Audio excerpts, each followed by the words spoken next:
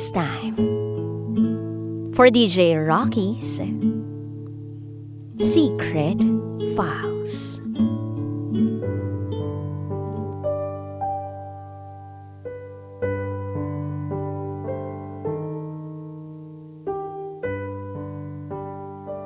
Dapat tumigil na kami. Kasi hindi deserve ng boyfriend ko ang lokohin siya.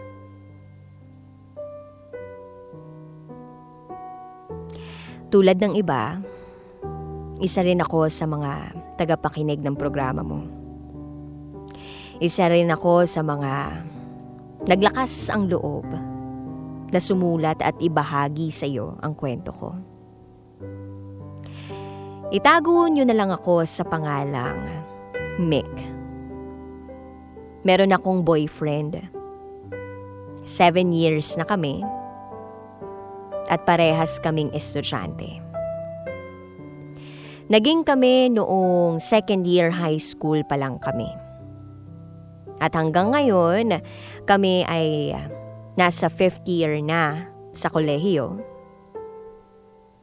Sa loob ng 7 taon, inaamin ko na hindi naging perpekto ang relasyon namin. At naniniwala ako na dahil sa akin yun. Yung boyfriend ko, kung ide-describe ko siya, gwapo, medyo may katangkaran, malaki ang takot sa Diyos, mabait, only child, at higit sa lahat na pinaka-nagustuhan ko sa kanya, matalino. Sobrang laki ng pagkakaiba sa akin. Kaya nga, tinatawag ko na swerte ang sarili ko kasi ako yung mahal nung taong yun. This year, May, dito na nagsimula ang kalokohan ko. May nakilala ako sa inuman. Itago natin siya sa pangalang Kin. Nakilala ko siya dahil sa kaibigan ko rin. Lagi kami nagkakainuman. Hanggang sa isang gabi, nalasing kami parehas. Bigla kaming nagharutan. Nakakala mo parang meron kami. Gabi-gabi akong nagbabar kasama yung mga kaibigan ko at kasama rin siya dun. Nandun din yung time na sinasabi ko sa boyfriend ko na matutulog na ako. Pero ang hindi niya alam, nasa bar ako.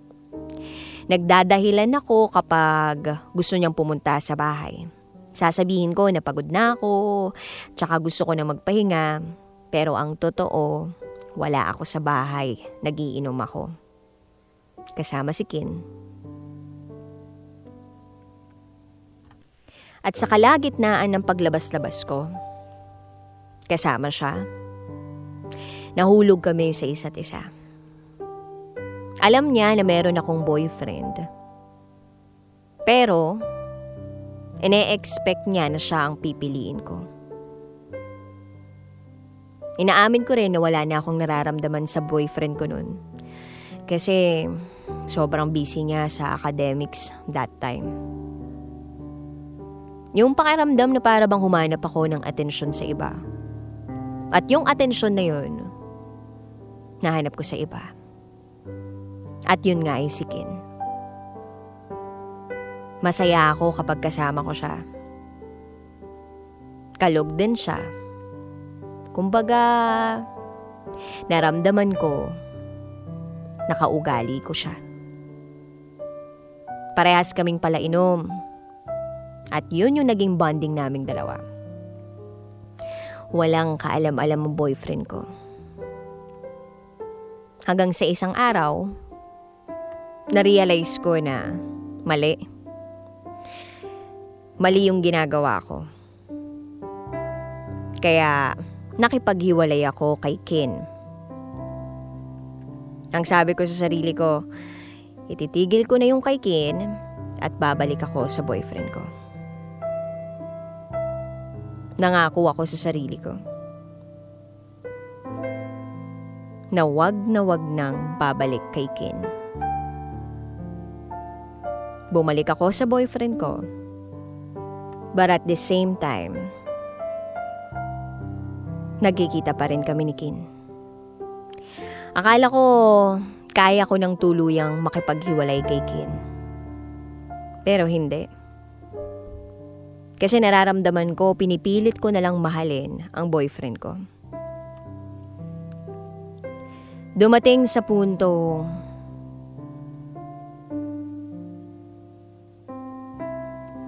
nagiinuman na kami ni Kin na kaming dalawa lang. Nagbabar kami, umaabot kami ng alas 4 o alas 6 ng umaga. Tsaka lang kami makakauwi. At hindi yun alam ng boyfriend ko. At lilinawin ko lang, walang nangyari sa amin ni Kin. Kasi hindi siya yung ganong klaseng lalaki.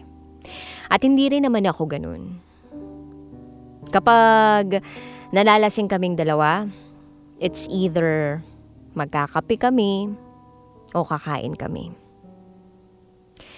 Hanggang sa isang araw, eto na talaga. Dito ko na na-realize na iba na yung nangyayari sa buhay ko.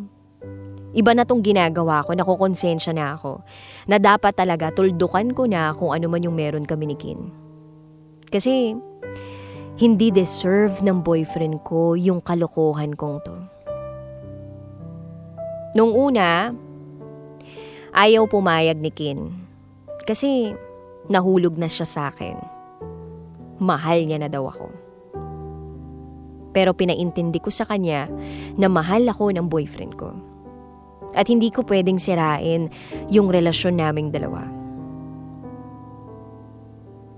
Inaamin ko din na naging bulag ako. Kasi kay Kin ko na lang naranasan yung kilig na hindi ko nararanasan sa boyfriend ko ngayon. Kasi nga 7 taon na kami, sobrang komportable na kami sa isa't isa. Tapos isang gabi, bigla ko na lang naisip na umamin sa boyfriend ko. Sinabi ko lahat ng baho ko. Sinabi ko, inexplain ko kung bakit. Iyak ako ng iyak kasi bukod sa awa, nakukonsensya rin ako. Kasi sa loob ng 7 taon, wala namang babae na na-involve sa relationship naming dalawa. Never ko siyang nahuling ng babae o nagkagusto sa iba. Kaya ayun, umamin ako. Iniisip ko rin, baka malaman pa ng boyfriend ko sa iba. Kaya lang nagulat ako sa reaction niya. Matagal na palang alam ng boyfriend ko. At ang sabi niya sa akin ay, matagal ko nang alam. Matagal ko na ring alam na si Kin. Para kasi sa akin mas okay na yung ganito tayo. Basta nasa sa akin ka pa rin. Basta sa akin ka pa rin uuwi. Ayokong itanong kasi sa'yo dahil ayokong masaktan lalo. Tsaka ayokong iwan mo ko uli. Parang tinusok-tusok ng karayom yung puso ko nang marinig ko yun. Para ba akong binuhusan din ng malamig na tubig? At dahil siguro sa sakit na nararamdaman niya nun, hindi niya napigilan na makipaghiwalay sa akin. Nang makipaghiwalay sa akin ng boyfriend ko, sobrang sakit. Kasi alam ko na pagkakamali ko lahat ng to. And I just need to face the consequences of my actions. Karma ko to siguro. Pero hindi ako bumitiw. Ilang araw ko siyang sinuyo. Niligawan ko siya kahit siya yung lalaki. Wala na akong pake. Araw-araw akong nagparamdam sa kanya, humihingi ng pagkakataon. Then one day, tinawag ako ng mommy ko. Kinausap niya ako. Matagal ko ring tinago sa kanya yung breakup. Napansin niya daw kasi na halos hindi na ako nalabas ng kwarto at nakain. Sinabi ko sa kanya lahat. Iyak ako ng iyak sa kanya. Then that day, kahit umuulan, pumunta si mommy sa bahay ng boyfriend ko para humingi ng tawad personally at ihingi ako ng second chance. Umiiyak raw yung boyfriend ko sa kanya at hindi nito inaasahan na gagawin ko ngayon. Nung gabing yon, sabi lang din ni mommy sa akin, magdasal ako. Dasal ako ng dasal. Luhod ako sa kwarto, nagmamakaawang ibalik sa akin ng Diyos yung taong pinakamamahal ko.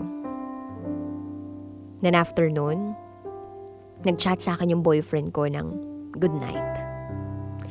Ewan ko ba, yung simpleng chat na yun, parang nakaramdam ako ng pag-asa na magkakabalikan kami. Tapos linggo, nagpaalam ako sa ex ko kung pwede ko ba siyang puntahan. Pumayag siya. Pagpasok ko pa lang sa kwarto niya, umupo lang agad ako. Tapos siya din, nasa kama lang din niya, nakaupo. Tinignan ko lang siya kasi sobra ko siyang miss. Halika nga rito, sabi niya sa akin. Lumapit agad ako, tapos niyakap ko siya. Niyakap niya rin ako pabalik, tapos hinalikan niya ako sa noo. Ayoko nang maulit to ha, wala nang sikreto. Sabi niya sa akin. Grabe, gusto kong magwala noon sa sobrang saya na sa lahat ng nagawa ko sa kanyang kalokohan, kagangahan, napatawad niya pa ako. Hindi ko kaya eh. Hindi ko kayang wala ka. Yun lang yung huling sinabi niya sa akin nung araw na yun. Tapos, back to normal na uli.